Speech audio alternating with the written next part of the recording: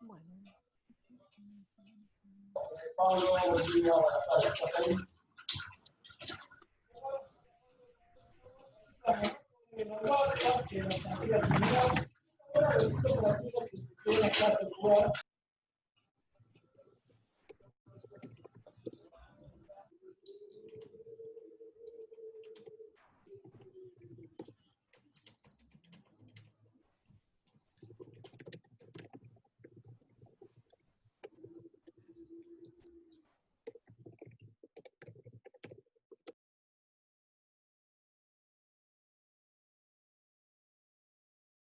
Sí, es medida.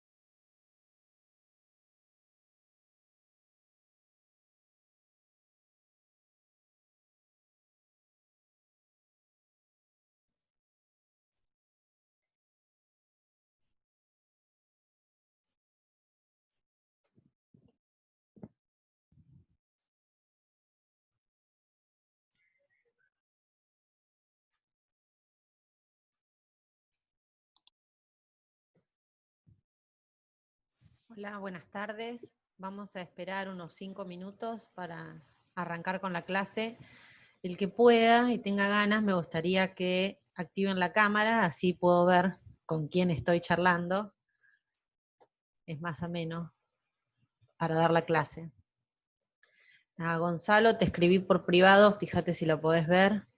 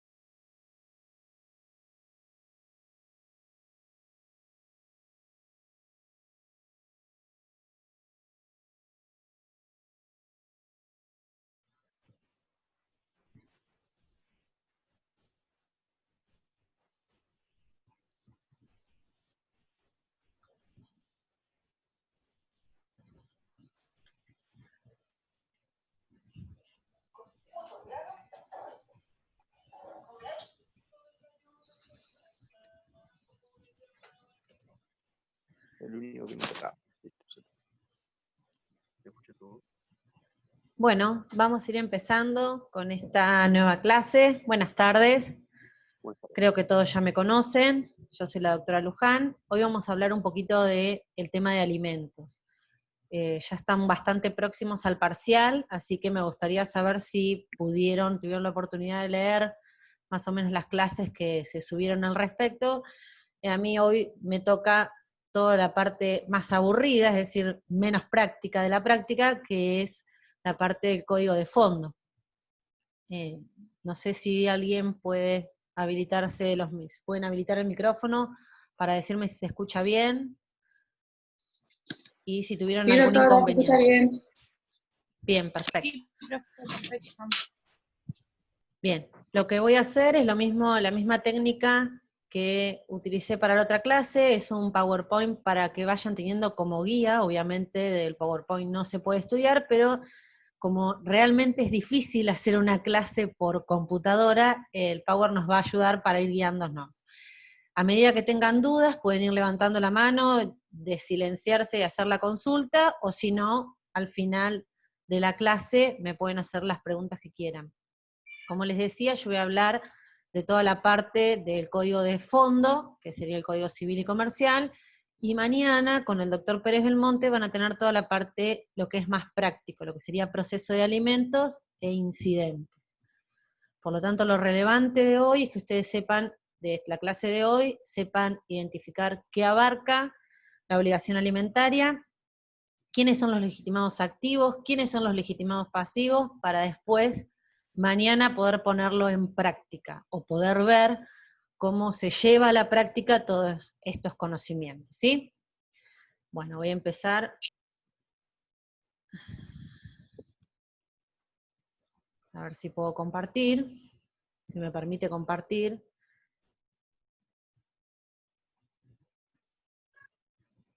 No, voy a tener que pedirle permiso al anfitrión. A ver, denme un segundito.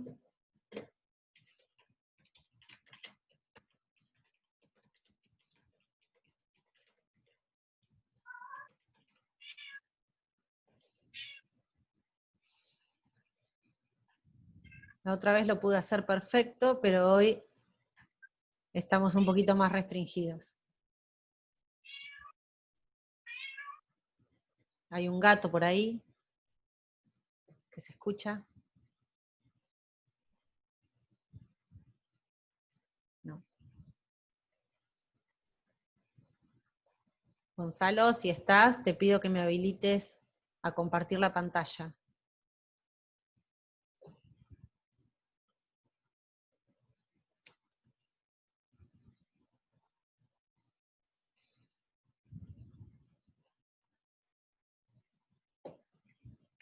Tenemos un segundito que tenemos un problema técnico.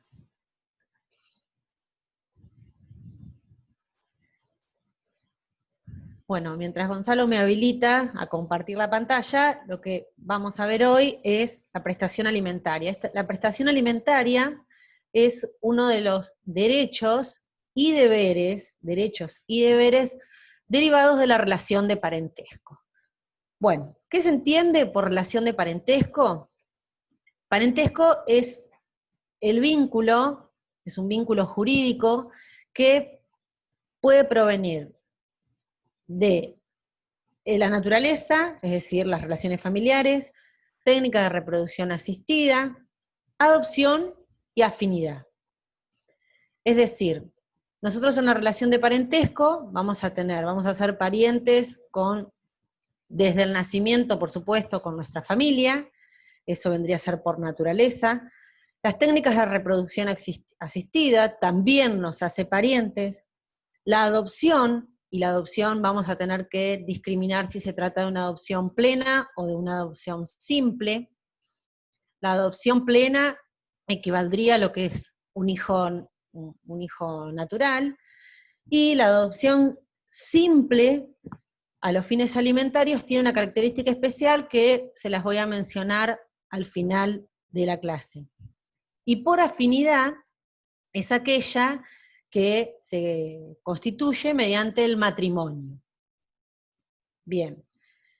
según el grado de parentesco que tenemos, va a ser el orden en que nosotros podemos reclamar esos alimentos. Ahí voy a tratar de compartir, ahí perfecto. Así nos vamos orientando. Bueno. ¿Pueden ver la pantalla? ¿Pueden ver el PowerPoint? Sí, se ve perfecto. Sí, se ve bien. Buenísimo. Bueno, ¿qué son los alimentos? Bueno, los alimentos es el conjunto de medios materiales indispensables para la subsistencia, para la habitación, para el vestuario, necesidades culturales y eventualmente la asistencia de enfermedades. Es decir, no solamente alimentos en sentido estricto, la comida, sino todo aquello que complementa la vida del ser humano. Por supuesto, según a quién le vayamos a reclamar, va a ser las necesidades que vamos a poder cubrir. Ahora, cuando veamos el tema de los niños es los que tienen, a los que mayormente se les tiene que cubrir todas sus necesidades básicas, que no se limitan solamente a la educación, vestimenta y comida, sino que también se les debe proveer una vivienda, también se les debe proveer esparcimiento, recreación, todo lo que conforma a su plenitud, ¿sí? Obviamente va a estar relacionado con no solo las necesidades de quien solicita o reclama los alimentos, sino con la capacidad del alimentante para proveerlo. El problema de haberme hecho administradora es que ahora estoy aceptando gente todo el tiempo, pero bueno, les pido disculpas por eso. Bueno, las fuentes de la obligación alimentaria, tenemos dos grandes fuentes. Una que es la legal, que ahora vamos a mencionar los supuestos, y la convencional. La legal es la que tienen los padres respecto de los hijos, la que deriva del matrimonio, la del progenitor afín, la de los parientes, convivientes, el adoptado, y ahí hacemos la distinción del adoptado con adopción simple, el hijo no reconocido y la mujer embarazada. Esto del hijo no reconocido, mujer embarazada, progenitor afín, son todas modificaciones que se incluyeron con la reforma del Código Civil y Comercial. Si bien había habido casos aislados de jurisprudencia donde se iba emitiendo, ahora tienen una regulación legal específica. Es decir, la fuente de la obligación en estos supuestos deriva de la ley. Pero ello no quita que convencionalmente, fuera de estos casos, las partes puedan convenir esta obligación alimentaria. ¿Cuándo la van a poder convenir? En todos aquellos supuestos donde no haya una obligación legal, o más allá de la obligación legal, también podrían hacer un pacto de alimentos. ¿Sí? Bien. La característica de las obligaciones alimentarias es que es personalísima. ¿Qué significa esto? Esto significa que no se transmite mortis causa. Es decir, cesa la obligación alimentaria con la muerte del alimentante o del alimentado. Hay un único supuesto donde el código habilita que se transmita a los herederos del alimentante, es para el caso de que se le confiera alimentos a la ex cónyuge por una enfermedad grave.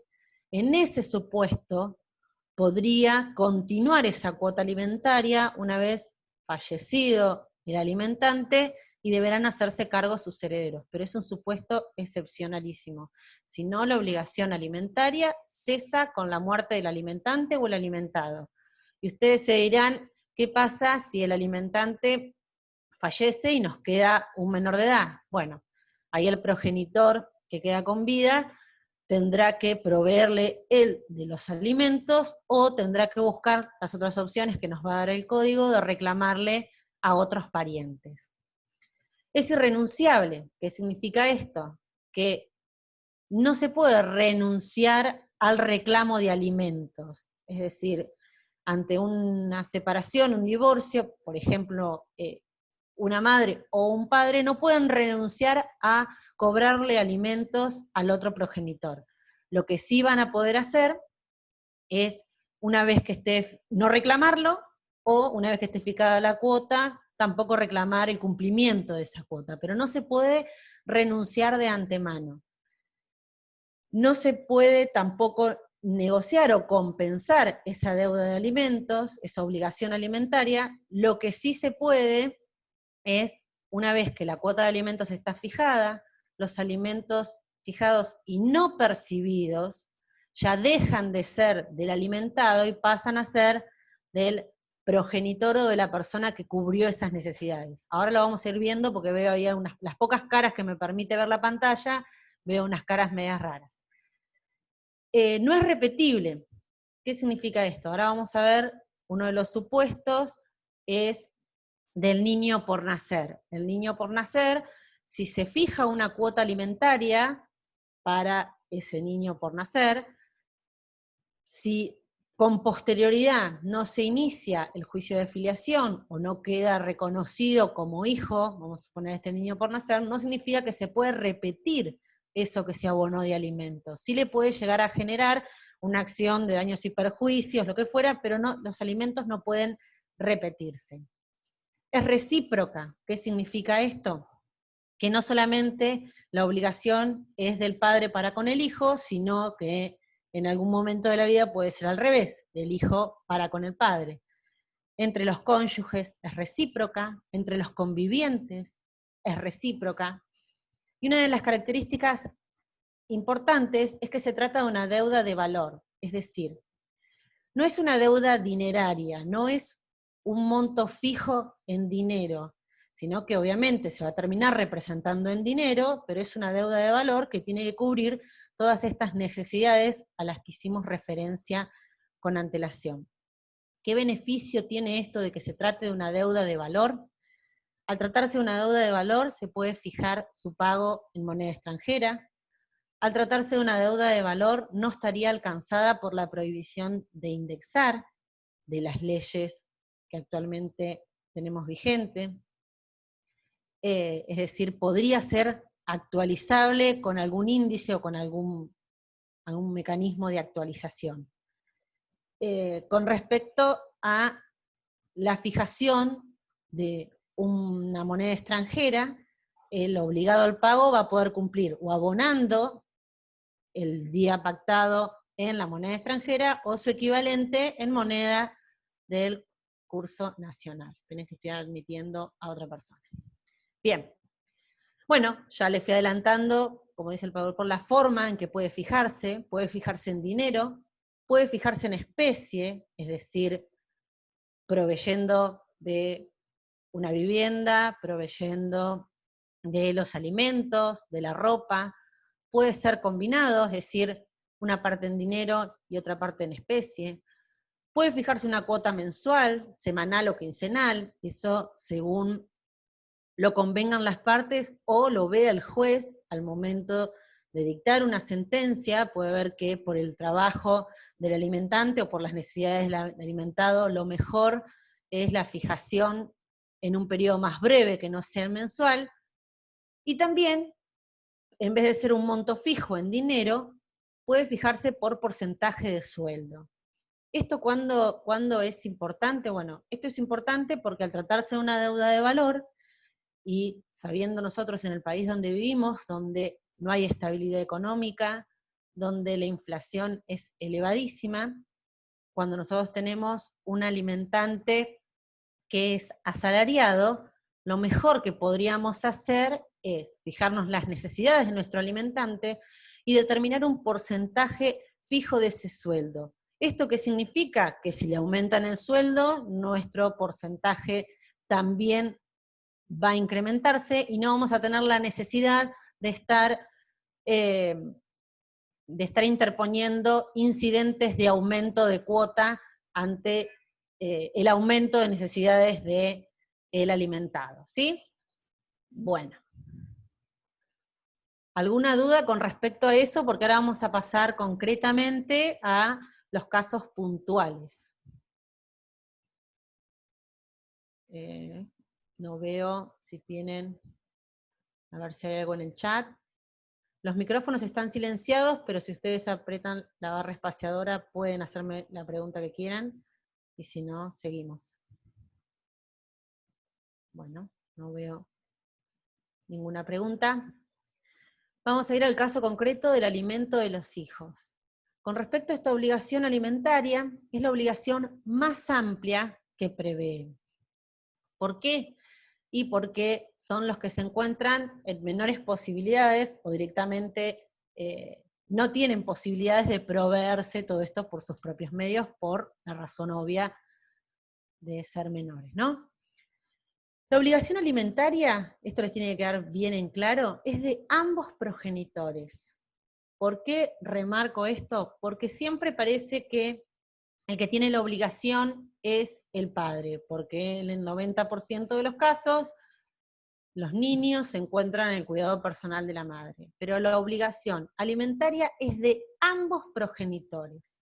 Obviamente que se va a evaluar al momento de fijar una cuota el cuidado personal. Antes el código hablaba de tenencia, bueno, ahora se habla del cuidado personal. ¿Cuál de los dos progenitores es el que va a estar, el que está la mayoría del tiempo con los menores?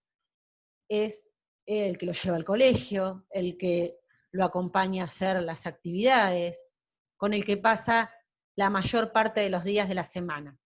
Actualmente el Código Civil y Comercial habla de que si este cuidado personal es compartido, no se fijaría una cuota alimentaria. ¿Por qué hablo en potencial?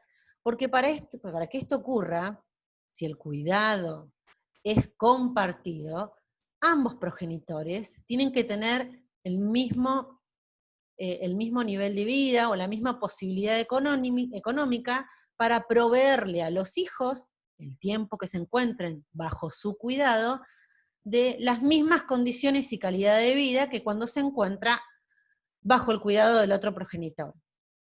Esto ha intentado hacerse a nivel jurisprudencial cuando se presenta el convenio de divorcio. Nosotros este año no vemos divorcio en la práctica, pero el convenio regulador, cuando se presenta un divorcio, una de las cuestiones es este cuidado personal de los hijos. Muchas veces lo suelen poner como compartido, ¿para qué? Para intentar evitar la fijación de una cuota de alimentos posterior. Pero por suerte los jueces se han dado cuenta que eso era una estrategia, que todo parecía perfecto en el convenio regulador, pero con el correr de los meses pasaba otra cosa, que el cuidado no era compartido en un 50%, y que lo que se trataba era de evitar la fijación de esta cuota de alimentos, y terminaban fijándole una cuota igual. Más allá de eso, más allá de tener el cuidado compartido, les repito, si hay una diferencia en los ingresos o en el nivel de vida de los progenitores, el que está en mejores condiciones será el que tendrá que aportar y fijarse una cuota de alimentos. Si mantienen este cuidado personal compartido y no se fija una cuota específica de alimentos diferente para cada progenitor, los progenitores se van a tener que hacer cargo en conjunto y en un 50% de los gastos comunes. ¿Cuáles son los gastos comunes? Si va a una institución privada, tendrán que pagar cada uno el 50% de la cuota del colegio. Si va al club, les pasará lo mismo. Si hacen idiomas, pasará lo mismo. Y con respecto a la vestimenta, habitación y alimentos en sí, cada progenitor se hará cargo en el momento de que esté compartiendo el cuidado con su hijo. Bien. La obligación alimentaria se extiende de los padres respecto de los hijos hasta los 21 años. Hasta los 21 años de edad. Ustedes saben que hoy por hoy la mayoría de edad se adquiere a los 18. Por lo tanto, entre los 18 y los 21 años, más allá de que nuestro hijo sea mayor de edad, persiste la obligación alimentaria y en las mismas condiciones y bajo los mismos rubros que cuando era menor de edad. ¿Cuándo puede cesar antes de los 21 años? Cuando el progenitor, obligado a pagar la cuota de alimentos, demuestre que su hijo mayor de edad cuenta con recursos propios suficientes. ¿Cuándo pasa esto? Cuando el hijo, después de los 18 años, trabaja, tiene hasta un empleo igual o mejor que su padre y puede proveerse de todo lo que contiene la obligación alimentaria. Pero esto no es de pleno derecho, no es que si nuestro hijo a los 18 o 19 años está trabajando, siempre damos nosotros el ejemplo de AFIP, es empleado de AFIP, qué suerte tuvo nuestro hijo, gana muy bien, puede solventarse solo, por más que esté viviendo con otro progenitor. Entonces no es que el padre automáticamente dice, listo, yo dejo de pagar la cuota de alimentos. No, tendrá que iniciar un incidente de cesación de cuota alimentaria. Y estemos atentos, porque si nosotros tenemos más de un hijo al que le estamos pagando cuota de alimentos, no sería incidente de cesación, que ya lo van a ver con Matías mañana, sino de reducción de cuota alimentaria. Y ahí sí, porque no es que el padre va a dejar de abonar alimentos, sino que va a dejar de abonar los alimentos que les correspondía a su hijo, que es mayor de edad, pero menor de 21, pero que tiene sus propios medios para sustentarse. ¿Sí? Bueno, vamos a repasar lo que incluye la obligación alimentaria, que comprende la manutención, que hablamos de los alimentos propiamente dichos, educación, esparcimiento, vestimenta, habitación, gastos por enfermedad y gastos para adquirir profesión u oficio. Con respecto a los gastos por enfermedad, no solamente se limita a el mantenimiento de una obra social. Por ejemplo, si cuando los padres convivían, el niño tenía una obra social o una prestación privada, esto debe mantenerse. Si se genera algún gasto extra en la obligación alimentaria, como por ejemplo no necesariamente tienen que estar enfermos, por ejemplo la colocación de bracket, no todas las obras sociales lo cubren, y ahí se podría solicitar un incidente de aumento temporal y provisorio para esos gastos. Si bien no es una enfermedad, es un gasto extraordinario. Lo mismo puede pasar con algún viaje escolar, porque en la obligación, en la cuota alimentaria, todas estas cuestiones quizás no están previstas, y por ahí los chicos terminan el ciclo escolar, terminan sexto año, ya sea del secundario o de la primaria, y hacen algún viaje, ese viaje tiene un costo, tiene otros gastos, y nunca está previsto, por supuesto, en una cuota alimentaria, sino ojalá tengamos buen vínculo y buen trato, nuestros clientes tengan buen trato y no necesiten acudir a la justicia. Pero si no, tendrán que iniciar un incidente de cuota extraordinaria de alimentos, ya sea por enfermedad o por este gasto extra que se generó. Con respecto a esto último, gastos para adquirir profesión y oficio, esto es determinante. ¿Por qué? Porque si nuestro hijo, pese a que es mayor de edad, pese a que cumplió los 21 años, se encuentra estudiando o capacitándose para adquirir una profesión, y ese estudio y esa capacitación le insume horas que no le permite buscar un trabajo o proveerse de todo esto que mencionamos por sus propios medios, la obligación alimentaria se va a extender hasta los 25 años. ¿Sí? Por lo tanto, por ley es hasta los 21. Esté estudiando, no esté estudiando, esté trabajando, hasta los 21 años, por ley se extiende la obligación de alimentos. Si nuestro hijo ya es mayor de edad, repito y reitero para que les quede claro, si nuestro hijo es mayor de edad, está trabajando, pero lo que trabaja solamente le alcanza para salir el fin de semana, por supuesto que por más que nuestro hijo trabaje, nuestra obligación se va a mantener hasta los 21. Si llegado a los 21 años nuestro hijo está estudiando o capacitándose y no tiene los recursos para solventarse, tenemos que mantener nuestra obligación alimentaria hasta los 25, que es que la ley considera, interpreta que nuestro hijo ya pudo recibirse o capacitarse y podrá trabajar. Bien. Bueno, ya hablamos de los hijos, después vamos a volver más que nada porque me interesa remarcarles, o lo podemos hacer ahora si no nos perdemos, ¿quién puede reclamar estos alimentos respecto de los padres, ¿no? Y lo vamos a hacer extensivo después a los abuelos y a los otros parientes. El que es el titular del derecho, el legitimado activo, es el alimentado, por supuesto. Pero el alimentado muchas veces no puede presentarse en juicio porque no tiene la representación legal. Entonces, ¿quién va a tener que acudir cuando es menor? Cuando es menor, va a tener que concurrir el progenitor con el cual convive. A medida que vaya adquiriendo cierta capacidad, no estoy hablando de mayoría de edad, sino de la capacidad progresiva de la que habla el Código Civil y Comercial.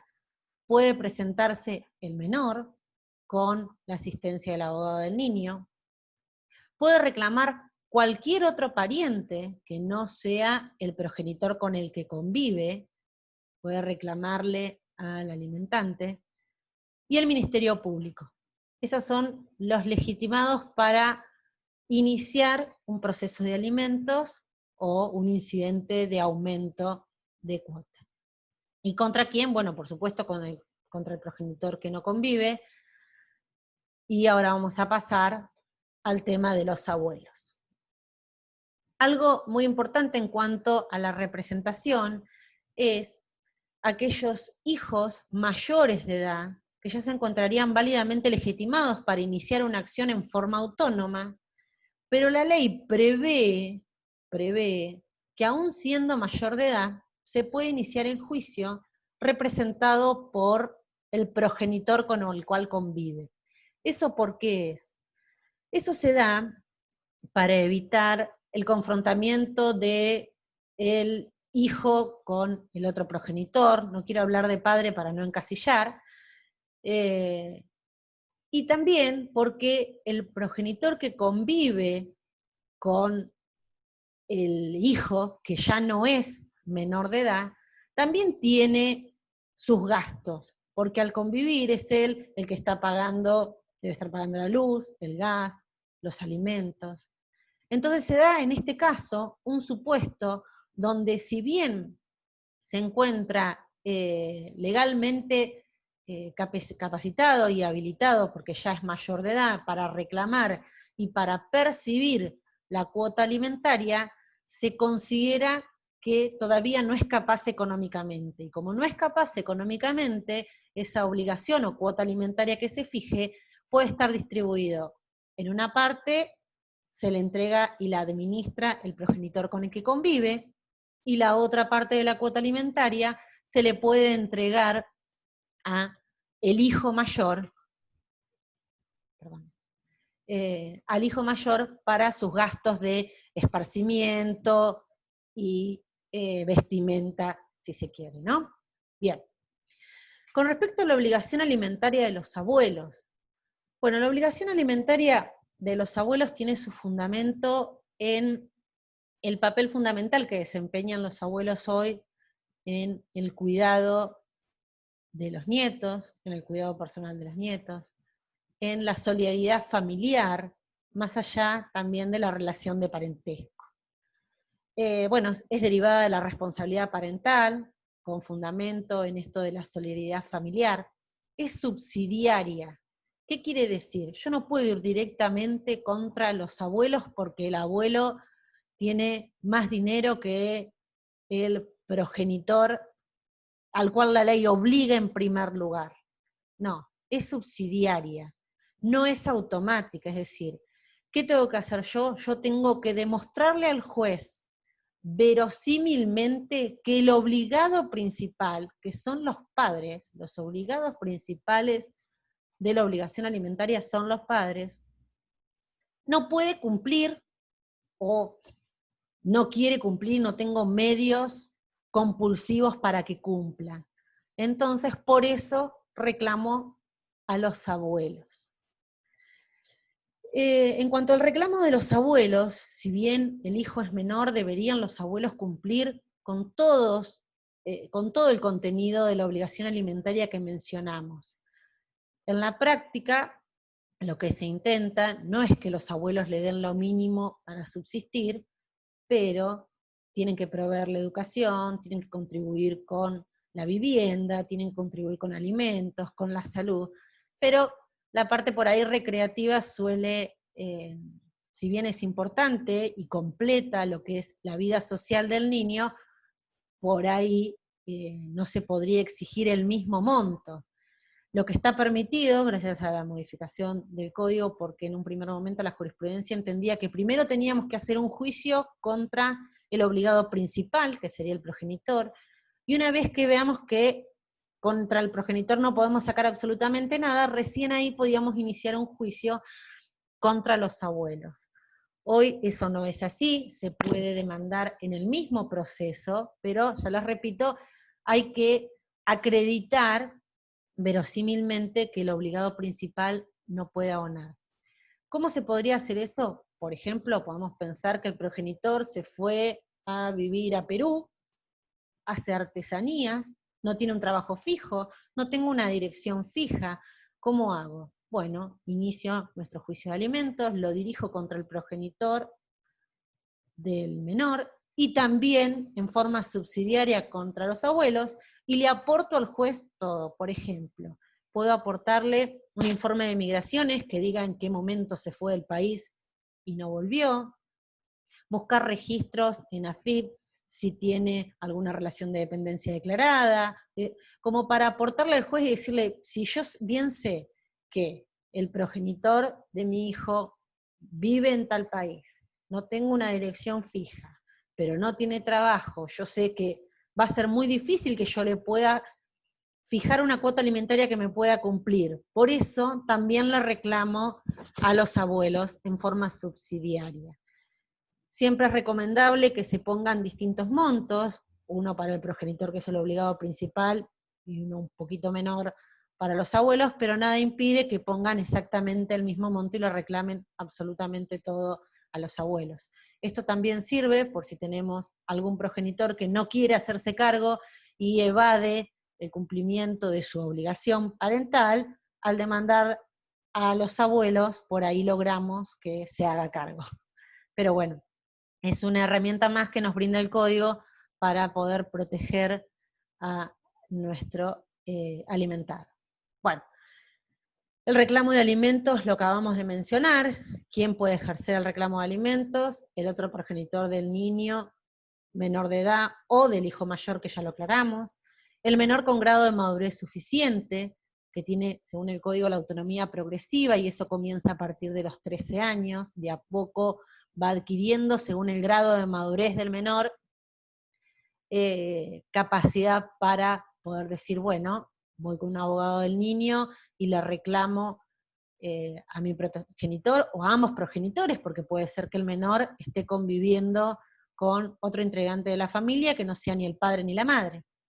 Cualquiera de los parientes, siempre en forma subsidiaria esto, y el Ministerio Público. ¿Por qué decimos cualquiera de los parientes en forma subsidiaria? Y porque si nuestro menor tiene a su progenitor y él puede reclamar, quien debería representarlo, el representante legal directo, es el progenitor y no otros parientes. Pero en el caso de que esto no ocurra, o que no estén, pueden los parientes en forma subsidiaria y deberán hacer lo mismo, acreditar verosímilmente que el representante legal del menor no puede hacerse cargo de ese reclamo. Bien. Bueno, alimentos del hijo mayor de edad, ya lo estuvimos hablando y mencionando, es aquel que estudia o se capacita, es hasta los 25 años, siempre que se ve impedido de trabajar, por ejemplo, si está estudiando un oficio y el estudio es, o la capacitación es de 8 a 10 de la noche, y después está todo el día jugando a la Play o paseando por la costa, y no, tiene todo el día para buscarse un trabajo, proveerse de un trabajo, y intentar por lo menos solventarse. ¿Contra quién puede ir dirigido? Puede ir dirigido contra el progenitor con el cual no convive, o puede ir dirigido contra ambos progenitores. Quizás aquí tenemos varios ejemplos de estudiantes que viven solos porque su familia se encuentra en otra localidad. Entonces, si sus padres no se quieren hacer cargo de ustedes y son menores de 25 años y están estudiando y este estudio no les permite buscar un trabajo, les pueden reclamar judicialmente la cuota alimentaria a ambos. a ambos. Lo mismo aquellos que se están capacitando. ¿Cómo? ¿Me escuchas? ¿Sí? Perfecto. Bien. No sé quién sos porque no tengo toda Sí, la no, pantalla. está bien, no hay problema. En relación a los alimentos del hijo mayor de edad, Sí. ¿podría el alimentante exigirle no al menor, al hijo, que acredite el desempeño académico? ¿Se podría hacer eso? Sí, por supuesto. No sé si el desempeño académico, lo que sí por lo menos que está cursando, porque muchas veces lo que ha pasado es que pasa en muchas familias donde están separados o divorciados los padres, el hijo se anota en la facultad, obtiene la constancia de ingreso y nunca más. Claro. Y lo hace todos los años, como son facultades, universidades públicas, la mayoría donde no se paga la cuota. Sí, por supuesto, que debería demostrar, además en este caso, yo pediría, que se hace mediante un simple oficio, también la carga horaria. Ah, bien, bien. Porque si Bien. estamos diciendo que el estudio o la capacitación le impide trabajar, no es lo mismo que curse una materia semanal, un día a la semana, el sábado a la mañana, que curse todos los días, y como nos pasa a nosotros en la universidad, que cursamos una materia a las 8 de la mañana, la otra solamente tenemos cátedra a las 3, y la otra tenemos a las 8 de la noche. No tenemos a veces ni vida para estudiar, porque la pasamos yendo y viniendo. Entonces sí, me parece un dato importante. Con respecto, me viene bien la pregunta, para aclararles que cuando se trata de menores de edad,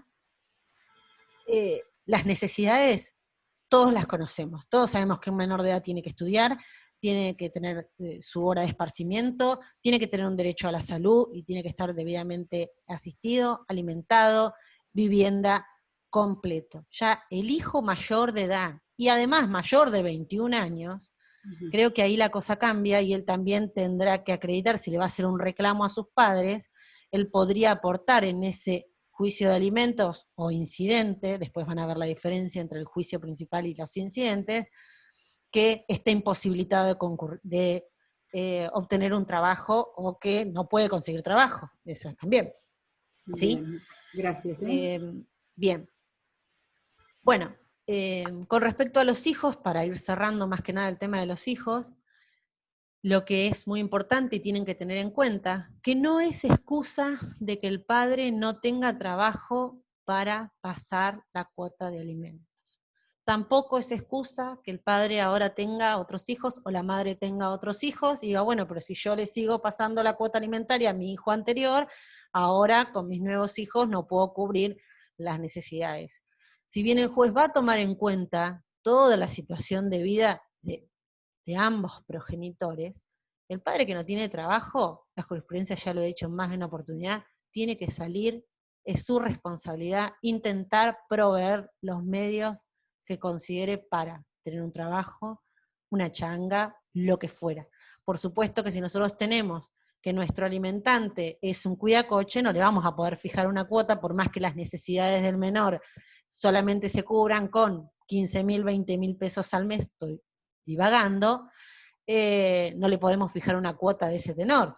Se fijará una cuota en proporción a los ingresos que tenga. Pero no puede excusarse, no, yo no tengo trabajo, no consigo, porque en Mar del Plata no consigo trabajo, y quedarme con eso para que el juez no me fije una cuota de alimentos.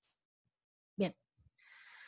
Ahora vamos con otra novedad del código, que son alimentos del hijo por nacer. Ustedes saben que la existencia de la persona, según el código, comienza en la concepción, pero el código mismo nos dice todos los derechos que esta persona pueda adquirir o tener se mantienen si nace con vida. Si no nace con vida, es como si nunca hubiera existido. Entonces, la persona por nacer es un incapaz de ejercicio, no puede hacer nada, por supuesto, por sus medios, pero sí tiene derecho a recibir la asistencia necesaria para que ese embarazo o esa concepción y desarrollo llegue al mejor puerto posible. Bien, la responsabilidad parental viene desde la concepción, la que la va a reclamar es la madre, o un pariente, o en su defecto el Ministerio Público, muy raro, la mayoría de las veces es la madre, Y es de naturaleza cautelar. ¿Por qué es de naturaleza cautelar? Por eso que decíamos, porque va a ser provisorio, vamos a depender para que continúe o no de un juicio de filiación en su caso, o de un reconocimiento por parte del progenitor o el pariente al que nosotros le vamos a reclamar, y vamos a tener que acreditar sumariamente la filiación. Bueno, bastante complicado. Con respecto a los alimentos en sí, por supuesto que no va a tener las mismas características que el alimento de un hijo menor de edad, por supuesto, pero sí va a tener que cubrir los controles médicos, todo lo que sea vitaminas para la madre. Si bien les repito, la responsabilidad es de ambos y debería ser un 50 y 50, muchas veces eso no pasa, no ocurre porque no están en las mismas condiciones, o porque no se puede realmente económicamente, y porque ante la situación de embarazo tampoco es fácil conseguir un trabajo que los permita proveer, pero la obligación es de ambos. Entonces, se va a tener que garantizar, decimos, bueno, pero te estamos pagando alimentos a la madre. Bueno, pero si la madre no se alimenta, si la madre no tiene un lugar donde vivir y no se hacen los controles, el hijo no llega a nacer en término. Bien. ¿Cómo se acredita sumariamente la afiliación? Bueno, esto es un lindo trabajo que van a tener que hacer los abogados, pero el juez no puede dar mayores exigencias. ¿Por qué? Porque esto tiene que resolverse rápido. Se necesita una respuesta rápida de parte del juez, porque un embarazo dura 9 meses, en el mejor de los casos. Entonces, ¿cómo se va a tener que acreditar? Bueno, si estaban casados hay una presunción legal, si había una unión convivencial y estaba inscrita correctamente, también tenemos una presunción. Si este embarazo fue en base a reproducción asistida y tenemos un consentimiento informado, firmado por a quien nosotros le atribuimos la paternidad, y en el caso de que hayan sido convivientes y que la convivencia no ya está descrita, y bueno, se probará con distintas cuestiones, se pueden probar, por ejemplo, con resúmenes de tarjeta de crédito que hayan llegado al mismo domicilio, con un contrato de locación que en su momento hayan firmado en conjunto, con testigos, con todo aporte que ustedes puedan hacer sumariamente, hasta con imágenes, fotos de viajes, que pueda llegar a acreditarse esta convivencia. El juez lo va a fijar, va a ser, como les repito, de naturaleza cautelar, y esto obviamente va a cesar en el momento que nuestro hijo, que el niño nazca. Cuando el niño nazca, obviamente, si el padre no lo reconoce, se deberá hacer el juicio de filiación y ahí reclamar alimentos sí ya para el hijo nacido. Bien.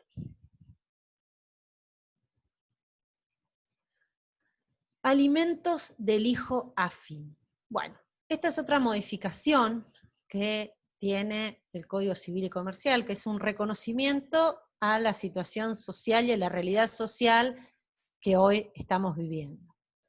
El progenitor afín es aquel que se casó o convive con el progenitor del menor. Es decir, la pareja de la madre o la pareja del padre. Deriva de la vida en común y también del principio de solidaridad familiar. Es subsidiaria, es decir, ¿yo cuándo le voy a poder reclamar al progenitor afín? Le voy a poder reclamar si el progenitor no puede hacerse cargo, si tampoco tengo abuelos que puedan hacerse cargo de los alimentos del menor, por lo tanto recién ahí voy a poder ir contra el progenitor afín.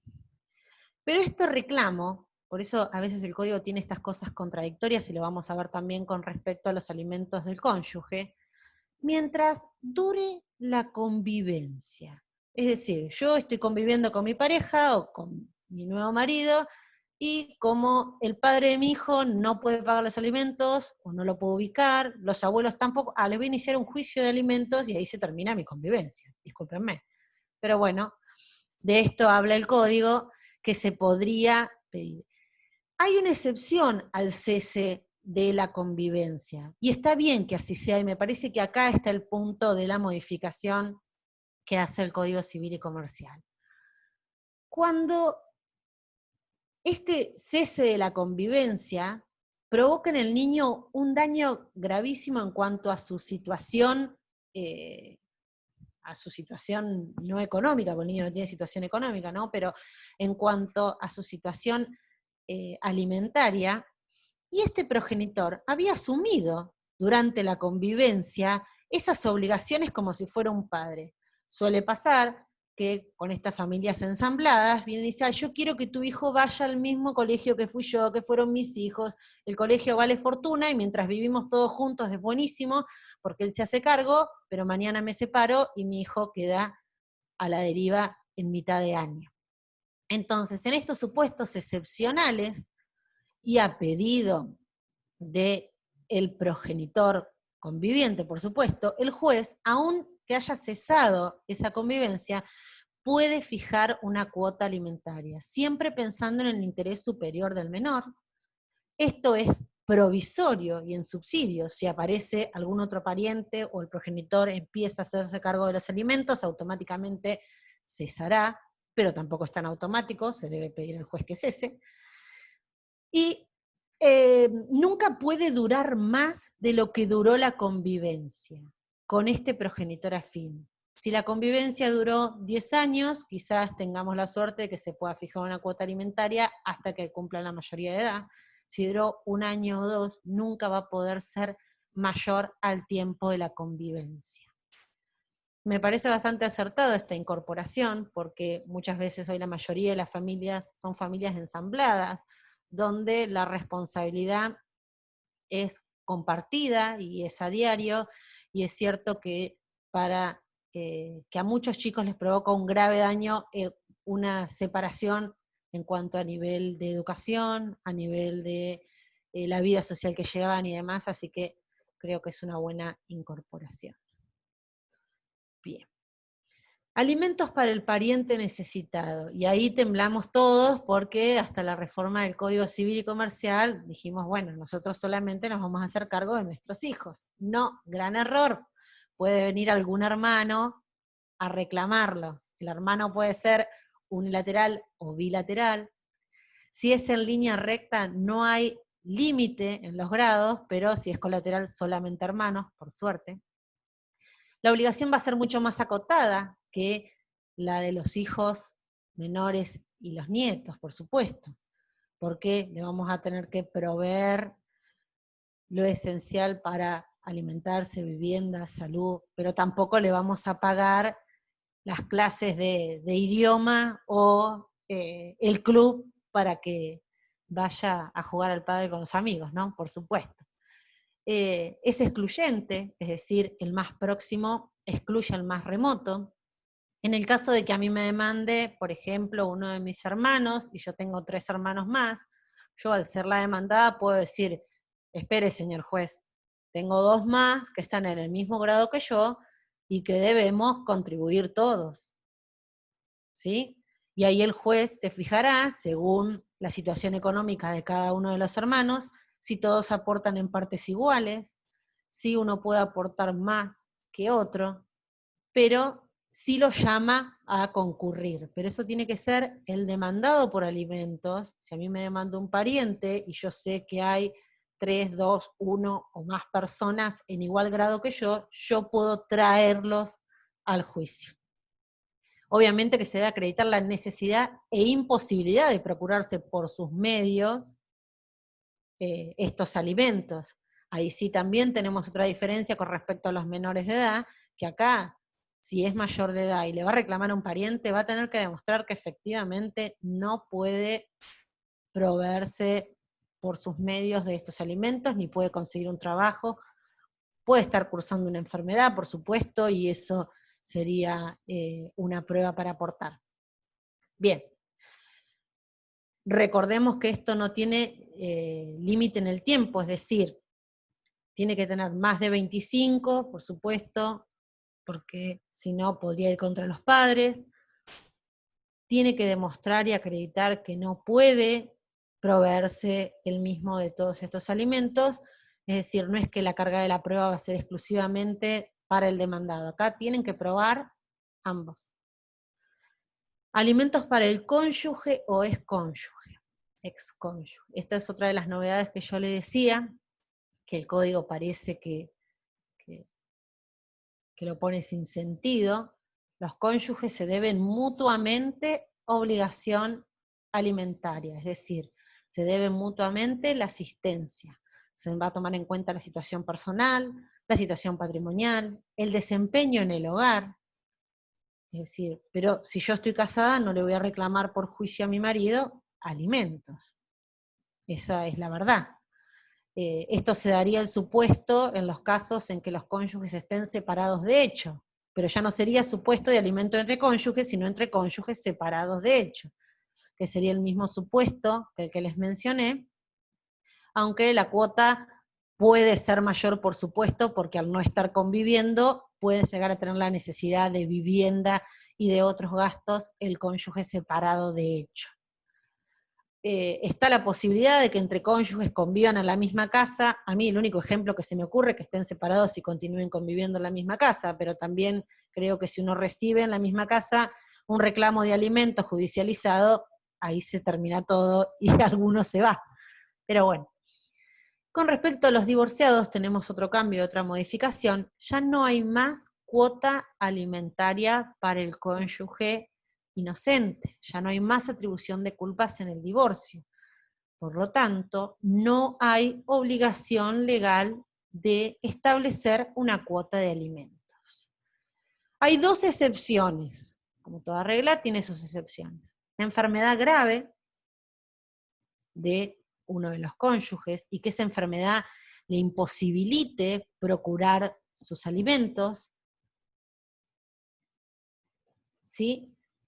Y también otro supuesto es, si bien no tiene una enfermedad grave, lo que puede pasar es que por la edad avanzada la inserción laboral sea nula, dificultosa.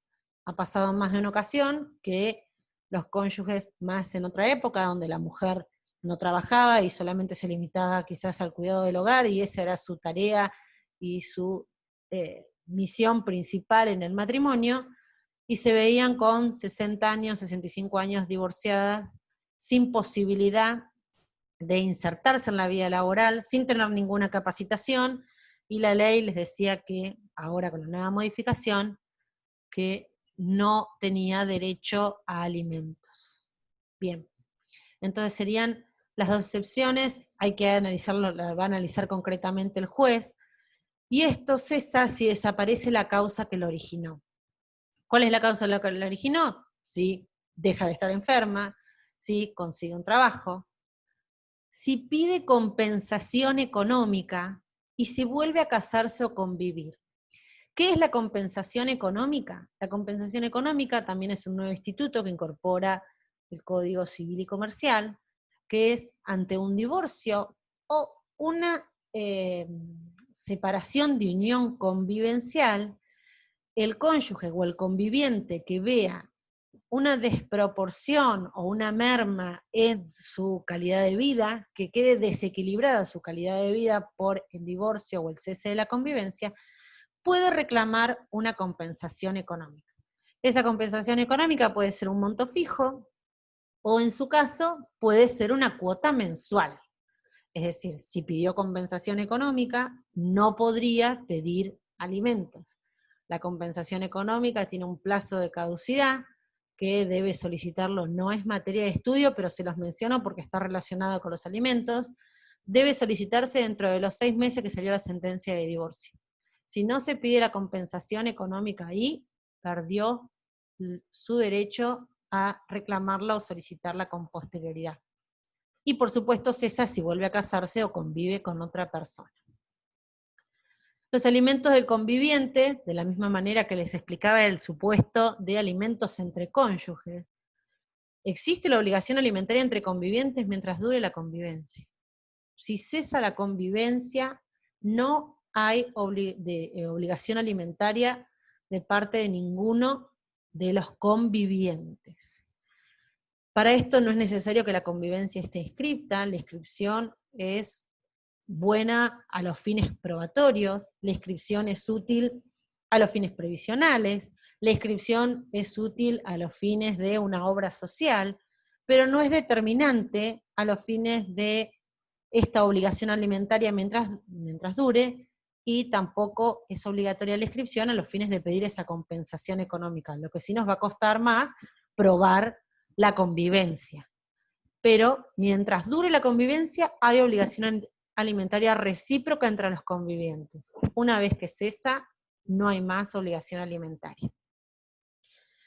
Bueno, por último, les quería mencionar, que no lo tengo en el PowerPoint, lo de la adopción simple. ¿Cuál es la diferencia entre la adopción simple y la adopción plena?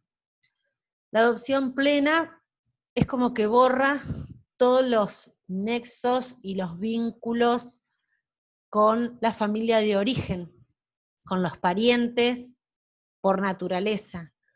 La adopción simple no.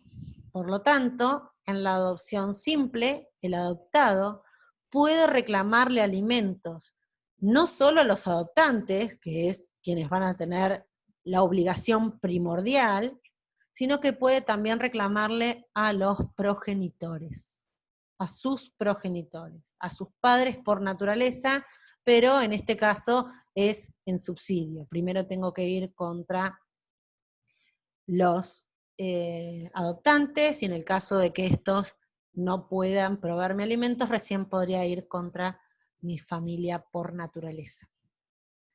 Lo último que quiero mencionarles, que tampoco está en el PowerPoint, es el término de la prescripción. ¿Y por qué no lo menciono? Bueno, porque los alimentos en sí no tienen un plazo de prescripción establecido. El código no dice, para el reclamo de alimentos debe realizarse en el término de tantos años y no prescribe. Por lo tanto, tendríamos que ir a la prescripción genérica de 5 años. Pero muchos interpretan como la prestación alimentaria, si yo fijo una cuota, y la cuota es mensual, o la cuota es quincenal, tendría 2 años para reclamar el cumplimiento de esa cuota o prestación alimentaria. ¿Sí? Obviamente, si se trata de un menor, vamos a tener la ventaja de que el juez va a valorar cuál es lo mejor para el interés superior del niño, y por ahí tenemos suerte e interpreta que son 5 años, pero si no, estemos atentos, porque podemos, por lo que dice el Código Civil y Comercial y cierta parte de la doctrina de la jurisprudencia, podemos estar corriendo con el plazo de 2 años para reclamar. ¿Sí? Bueno, les dejo abierto el micrófono, lo pueden ir abriendo ustedes si tienen alguna duda, algo con respecto a este tema. Mañana, les repito, van a hablar y, esperen que voy a dejar de compartir pantalla, ahí los veo a todos. Mañana va a hablar Matías Pérez Belmonte, les va a comentar lo que es el proceso de alimentos, la competencia, es decir, todo esto que vimos de la parte teórica, lo van a intentar introducir a la parte práctica, si bien no van a hacer ningún ejercicio ni nada, pero sí cómo canalizar un reclamo de alimentos, dónde interponer una demanda de alimentos, cuándo tengo que hablar de una demanda y cuándo tengo que hablar de un incidente, contra quién va dirigido, quién lo puede iniciar, intervención del consejero de familia en su caso, de un asesor de menores, honorarios, bueno, todo lo que sea más a la parte práctica lo van a ver mañana.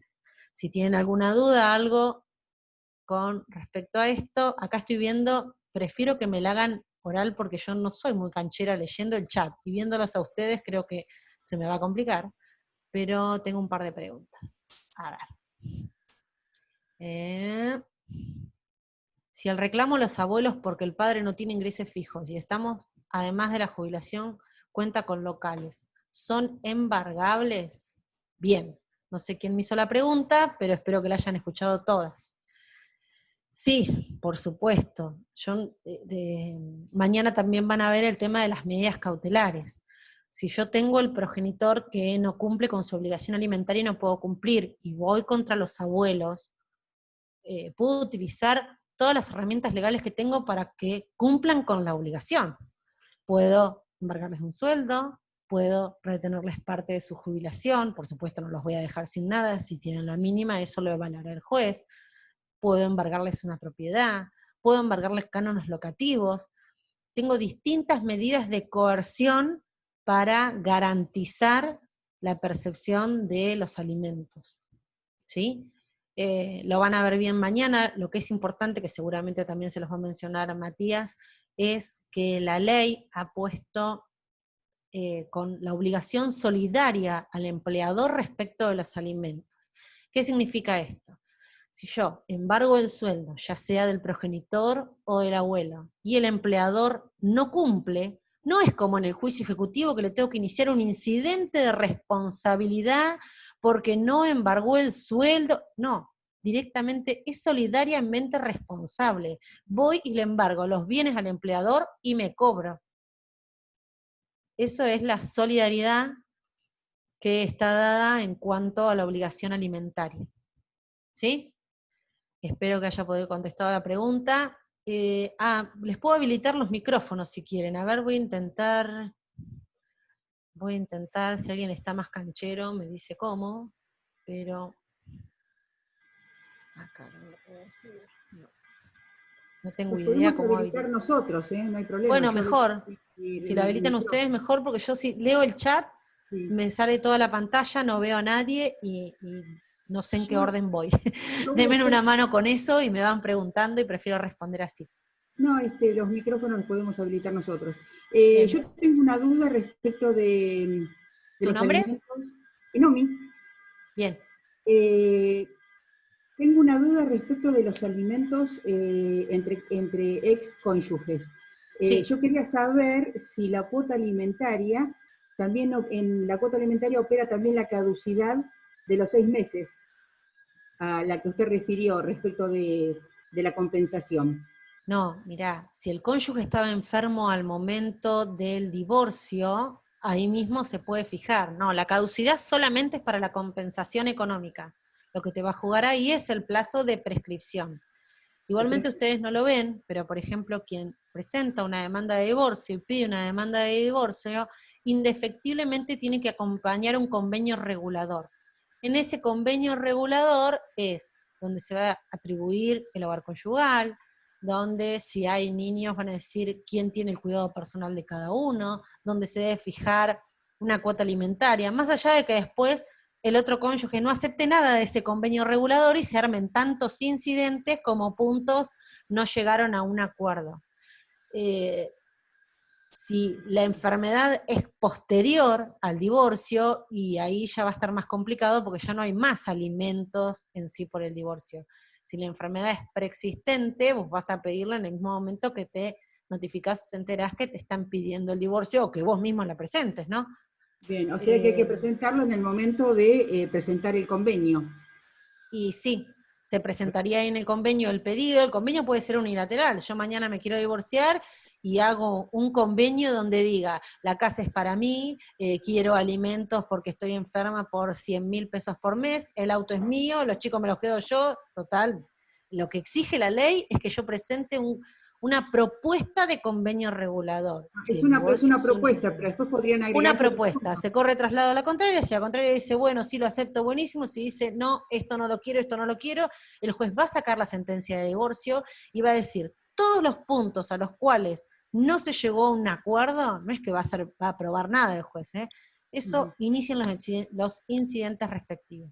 Y ahí vamos a tener que ir por incidente de cada uno de estos puntitos que yo les mencioné y que deben estar dentro del convenio. Pero no se mezclen porque no es un tema de la práctica, se sacó, creo que fue hace 2 años que se sacó el tema de divorcio. Deberían tener práctica específica de lo que es familia, porque la verdad que justo todos los que estamos en la práctica, por ejemplo, nadie hace la parte práctica en los tribunales de familia. Si bien, por supuesto, que tenemos que estudiar para dar la clase y consultar a colegas cómo es lo diario. Por ejemplo, yo no puedo saber cuál es el criterio del juzgado 6 en cuanto a la ausencia de presentación del convenio regulador, porque como sabemos, cada juzgado tiene su librito. Pero bueno, creo que es un tema pendiente de la facultad que podría incorporarse específicamente, porque es muy amplio, no lo podemos ver en una clase, debería ser una práctica aparte de la práctica 2. Bien, Pero bueno, gracias. lo que nos podamos ayudar, acá estamos. Gracias. Sí. ¿Alguna otra pregunta? Doctora, ¿Sí? Julieta. Yo tengo dos dudas. Sí. No llegué a copiar bien. Cuando hablamos de la adopción plena, que es como Sí. que los padres biológicos no contarían, solamente el alimentado podría reclamarla a los adoptantes. No, y a los Solamente. parientes. ¿Por qué? Porque el que tiene la adopción plena goza de los mismos derechos que un hijo natural. Es más, Perfecto. tiene hasta el apellido y como que se borra toda la línea del árbol genealógico, de la parte Bien. natural. En cambio, la adopción simple es más, habría que ver si en una adopción simple yo podría ir y reclamarle a un pariente más lejano en línea recta, porque la Perfecto. adopción simple se limita al adoptante y adoptado. Bien. Y la otra duda, doctora, que con Sí. respecto a los abuelos, no me queda muy en claro qué es lo que tendrían que cubrir los abuelos respecto de los hijos menores en la cuota alimentaria. Por Bien. recreación la tenían que contar, eso no entendí muy bien. Miren, yo les voy a ser sinceras. El código no distingue. Si se trata de menores de edad, hay que cumplir con todos los puntos que el código menciona. Debería estar incorporado también todo lo que es esparcimiento, vida social. Sé que el titular de la cátedra, que ha hecho varios juicios así de alimentos, considera que los abuelos no solamente es en subsidio, sino que es por otro monto, sino que sería lo necesario para subsistir. Y no lo veo mal. El código no hace una distinción, no hay distinción. Dependerá del juzgado, del criterio del juzgado que nos toque. Pero también es cierto que los abuelos tengan que hacerse cargo de lo que sus hijos no se hacen cargo, no debería ser de la misma manera. Y además pensemos, un abuelo que tiene 3 hijos y que tiene, no sé, 6, 7 nietos, también estaría mucho más complicado en cuanto a eso. Pero el código no distingue. He visto que hemos hecho en en exámenes que se han hecho anteriormente, ustedes no tienen los exámenes la parte práctica porque no se puede hacer lamentablemente. He visto que expresamente él le gusta que digan que es en subsidio y por otro monto. Por ejemplo, 7.000 y 6.000, o complementaria, que viene a complementar la cuota, porque por ahí no es que no quiere cumplir el progenitor, sino que el progenitor puede cumplir 4.000, pero mi hijo necesita 6, en sí necesita 12, yo le doy 6 porque más no le puedo dar, el otro dice, bueno, entonces voy por 2.000 por los abuelos. ¿Es subsidiaria o complementaria? Pero Bien. bueno, la realidad es que el código no hace esa distinción. Bien. Gracias. No, nada. Bueno, ¿alguna duda más? Sí, yo no es mi duda, pero una compañera, usted a lo mejor no la puede leer, pero una compañera acá, Bárbara, pregunta si en el caso de familias ensambladas, los hijos del otro cónyuge tienen derecho a la herencia del progenitor fallecido. No entiendo. No. A ver, ¿se entendió? A ver lo que estoy interpretando. La figura del progenitor afín viene solamente a paliar lo que es una realidad social en cuanto a las familias ensambladas y en cuanto a la contribución mientras dure la convivencia. No le da ningún derecho sucesorio ni a la conviviente, salvo que sea cónyuge, ni a los hijos de la cónyuge o conviviente. Eso no se toca. Lo mismo que la conviviente. La conviviente, si bien puede tener algunos beneficios, como hablamos de la compensación económica, o el derecho real de habitación por 2 años desde la muerte de su conviviente, no le da ningún derecho sucesorio. En materia sucesoria no hubo ninguna modificación.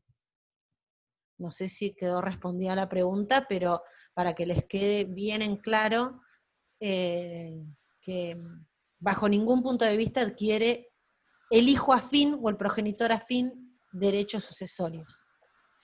Bien, gracias. No sé si le quedó claro a Bárbara, que era la que hacía la pregunta. A ver, voy a mirar, pero cuando entro los pierdo a ustedes.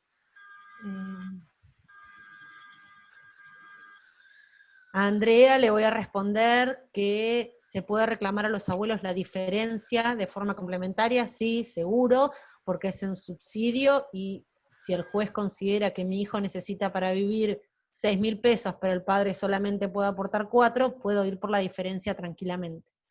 Sí. A ver, Ignacio, se le reclama a los abuelos, estos podrían solicitar que sean en extensivo contra los otros abuelos del otro. Sí, totalmente, podría, porque están en un mismo plano de igualdad.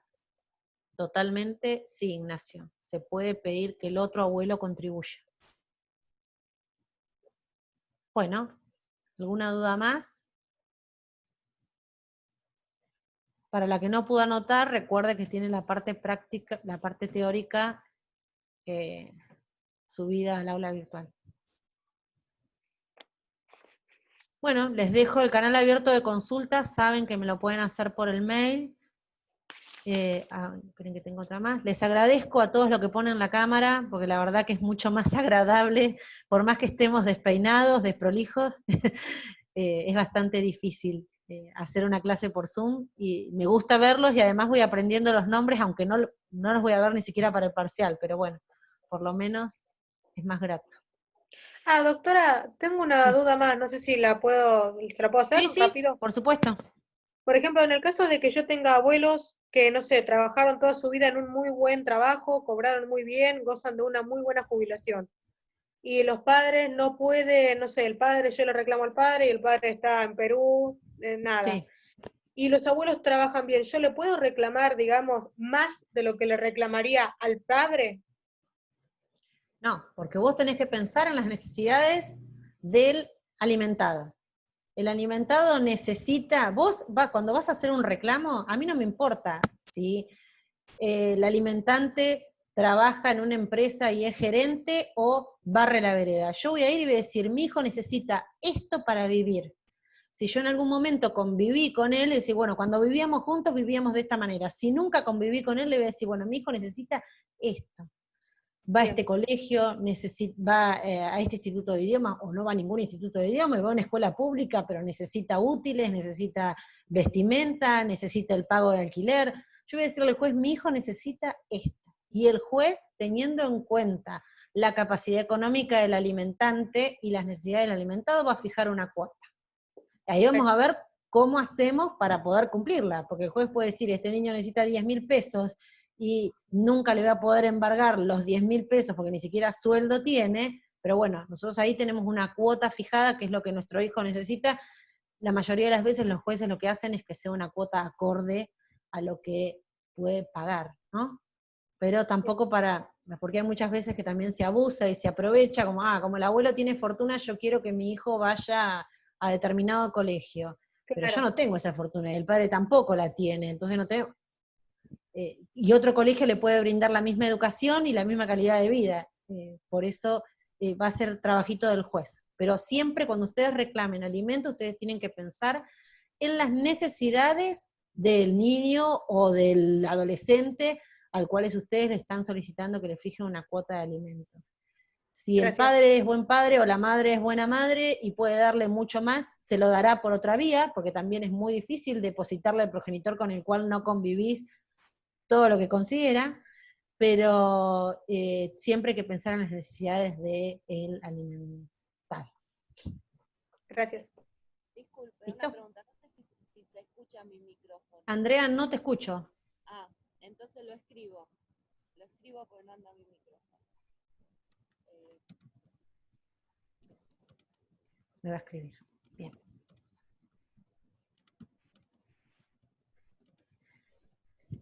Belén, clase relativa, recurso federal, considero que sí. No, recurso federal creo que no entra. Si no subió nada el doctor del Cerro al aula virtual en la parte teórica, no van a tener clase de recurso federal. Sí de recursos extraordinarios ante la provincia, pero recurso federal no creo. Sí, el apunte se subió, el de recursos federal. El de recurso federal, entonces cuando, a ver, pero me parece que la última clase es el jueves, ya les digo, esperen, que voy a mirar acá. Sí, en el campus figura que la última clase es mañana, con Pérez del Monte. Entonces, si la última clase es mañana, no van a tener recurso extraordinario federal con el doctor del Cerro, no van a tener la clase por Zoom. Bien, perfecto. Les recomiendo que lo lean, por supuesto, para el examen, pero no va a haber Zoom. Miro Me queda como que no leí un mensaje, pero no lo encuentro. Andrea, acá.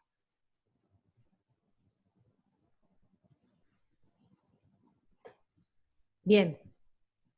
Bueno, con respecto a los alimentos, lo que me está preguntando Andrea es ¿desde cuándo se hace retroactiva la sentencia? Bien, para los alimentos la sentencia va a ser retroactiva a la fecha de interposición de la demanda. Si yo pedí alimentos cuando pedí el divorcio y metí el divorcio, va a ser ahí, con respecto a los alimentos, ¿sí? Con respecto a los alimentos. No voy a hablar de divorcio, no es el tema, estoy hablando de alimentos. Y puede retrotraerse, es decir, se puede indicar una fecha anterior a la de interposición de la demanda si hicimos un reclamo formal, que no significa carta documento, sino que tiene que ser un reclamo formal de fijación de cuota alimentaria en nuestro alimentante hasta 6 meses antes de interponer la demanda. Es decir, ¿por qué 6 meses se le pone un límite, se le pone como ese tope? Porque si no se interpreta que yo no tenía necesidad de esos alimentos, de pedir esos alimentos. Es decir, yo intimo, lo mejor, lo que más les recomiendo es por carta documento, porque hoy por hoy sí, está bien, se están utilizando mucho en familia todo lo que es el tema de WhatsApp y todo, pero es preferible gastar unos pesos, mandar una carta documento, intimando para que abone una cuota determinada de alimentos, siempre hay que ponerle un monto a eso, no lo podemos dejar al arbitrio del alimentante, le ponemos un monto, y si no cumple, tengo 6 meses para iniciar mi demanda o incidente de alimentos. Entonces el juez cuando dicte la sentencia la va a hacer retroactiva a la fecha en que yo lo intimé, siempre que esa intimación sea dentro de estos 6 meses que interpuse la demanda. Si no tengo esa intimación, o si la hice un año atrás, va a ser retroactiva a la fecha de interposición de la demanda. También es tema de mañana, pero me emocioné y avancé. Bueno, chicos, un placer, les agradezco nuevamente las caras y nos vemos el día del examen. Cualquier cosa, les dejo abierto, ya saben, las consultas me las pueden hacer al mail y se las voy a tratar de responder lo antes posible. Nos vemos. Chao, hasta luego. Hasta luego.